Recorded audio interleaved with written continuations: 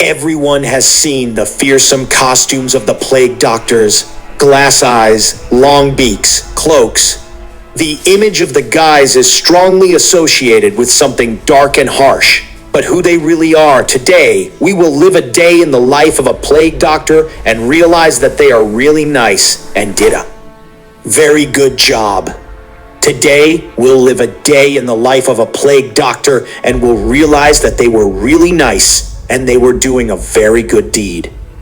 He lives on the outskirts of the city in a very wealthy house full of expensive knickknacks. The local bar gives free drinks to Harry, and even the church, despite his provocative appearance, is not in a hurry to drag Harry to the stake, even though in the 17th century this was still commonplace. The reason is simple. There is a plague raging across the continent, and Harry's job is to deal with it. And before we get to the details, let's take a closer look at the situation. Plague is a terrible disease with almost 95% mortality rate. At first, a person feels pain and inflammation in the lymph nodes. Then the nodes enlarge and the patient gets a fever. In a period of 2 to 12 days, the infected person can also face plague pneumonia and, with a huge probability, dies. Inflamed lymph nodes look specific, and such a tumor is called bubo. As you probably know, the surest way to get infected with plague is a rat bite. But there is another, more deadly vector: fleas. They are small. They jump and bite people, and the worst thing is that they carry plague perfectly, as well as people carry it. You can get infected both by contact with a person and airborne. Nowadays, plague is the easiest to treat with antibiotics, streptomycin or its analogs. But the first vaccine was tested only in 1934, so our ancestors had a hard time. Contrary to the stereotype, plague is far from the Middle Ages. It is mentioned in the Bible in the chapter describing the war between Israel and the Philistines. I stretched out the hand of the Lord over the Azaeans, and he smote them and punished them with excruciating growths in the Azot and in its vicinity, so says the Bible, which itself attributed the killing effect of the plague to God's punishment. But as can be understood from the description, the growths are most likely buboes. The Bible says so, which itself attributed the killing effect of the plague to God's punishment. But as we can understand from the description, the growths are most likely buboes. And judging by the terrible mortality rate among people, it is almost 100% plague. Later in our century, mass cases of diseases were called pandemics. The first pandemic is called Justinianava, and it began in 551. For 30 years, it took more than 100 million lives. At that time, it was almost a third of the population of the civilized world. Since then, at various intervals, the plague returned, taking a terrible harvest. In 1352, another pandemic took 25 million Europeans, a third of the population of the continent. Throughout the history of mankind, plague went side by side with people even after the invention of vaccines in India in the interval. From the beginning of the 20th century to 1963, the disease killed people. In the USSR, plague took 2,000 lives. The reason is simple. The USSR had its own plague doctors. Their work was strictly classified and respected. A whole network of institutions was created to monitor plague by checking rats and fleas from potentially dangerous countries. But in Edinburgh in 1650, our poor Harry could not boast of such a thing. All the rich heritage of Greek and Roman medicine was successfully divided to zero, which considered it not a God-pleasing business. When people got sick, they first of all called the priest, considering doctors as weirdos, hence the wild figures of mortality, which led to the emergence of the plague. Didn't help, and no matter how much people loved the church, it became obvious that something had to be done, and against the backdrop of hundreds of thousands of corpses, the medicine at least somehow moved from the dead point. Although the shift can't be called cardinal, someone cauterized the wounds. Someone practiced bloodletting. Especially clever ones covered them with leeches. We'll talk about the details later, But for now, let's move on to Harry's costume.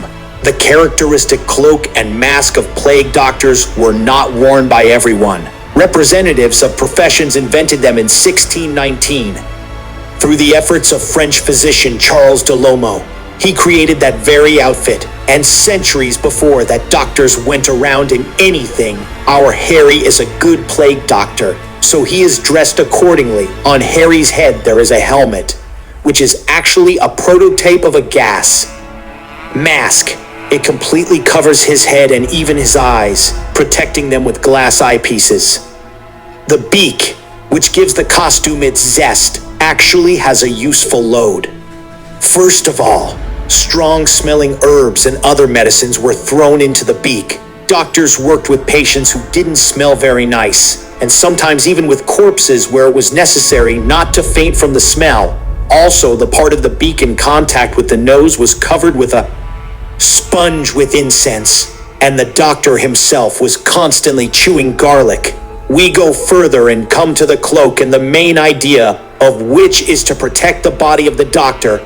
Harry, like all members of his profession, did not want to touch the patients, and this was helped by gloves, long fishing boots, and a cane, which was used to examine patients, cauterize wounds, and, if necessary, fight off the most violent.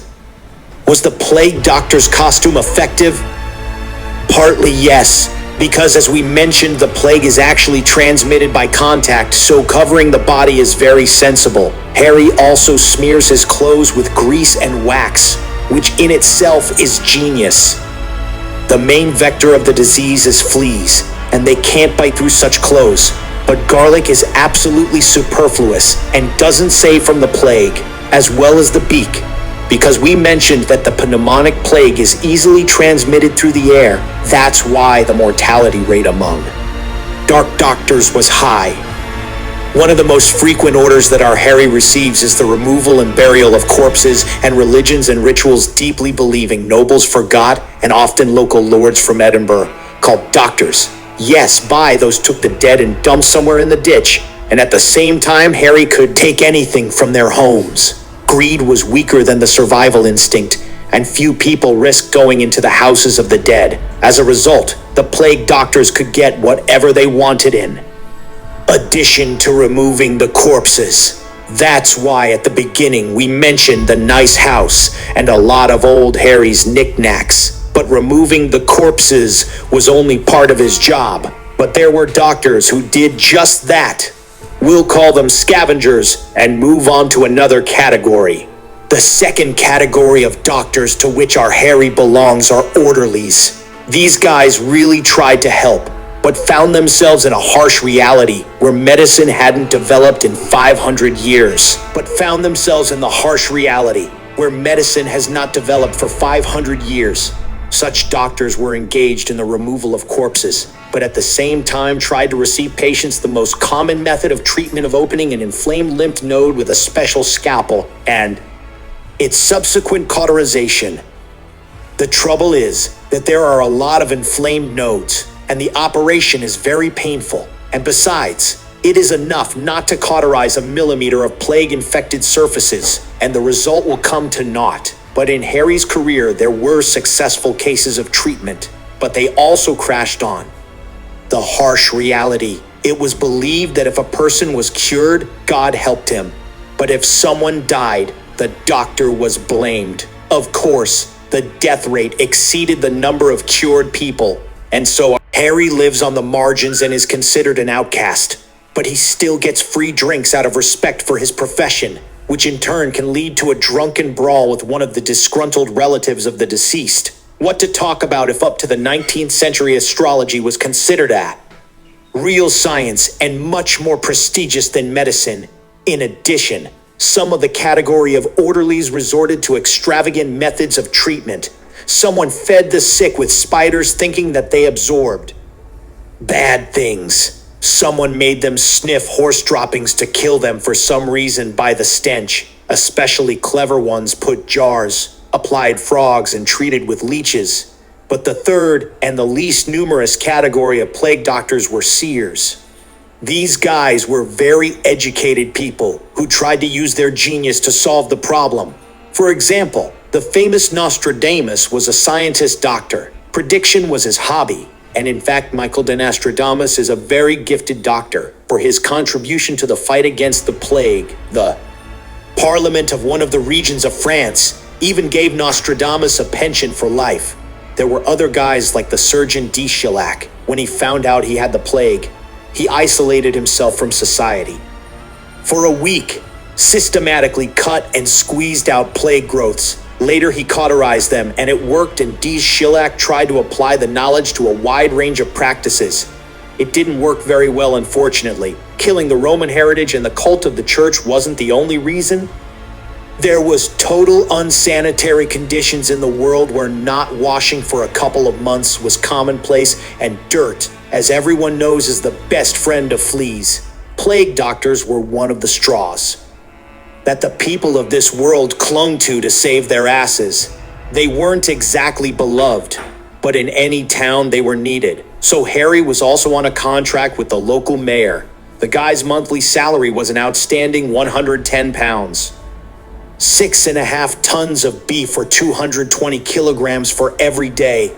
A common carpenter earned a month's salary in 2 years. For comparison, a whole year of renting a luxury apartment on the main streets of the city costs somewhere in 50 pounds. With money even the lowest caste of plague, doctors had no problems. The problem, and was just to survive. Science still cannot really answer the question why, with such unsanitary and zero medicine, plague did not kill the whole planet. The most popular theory is that immunity similar to vaccines developed naturally. Perhaps some people did catch the weakened plague. Perhaps some people did catch the weakened plague and rebuilt their bodies. Perhaps the plague does have a limit of reproduction, but perhaps the plague doctors did contribute to the disposal of corpses and maintaining at least some semblance of sanitation. So our old Harry was doing a good job, albeit dirty and at great risk to life. Perhaps thanks to his treatment, some of our ancestors survived. Please give Harry likes under this video, because that's all we have. See you soon, friends.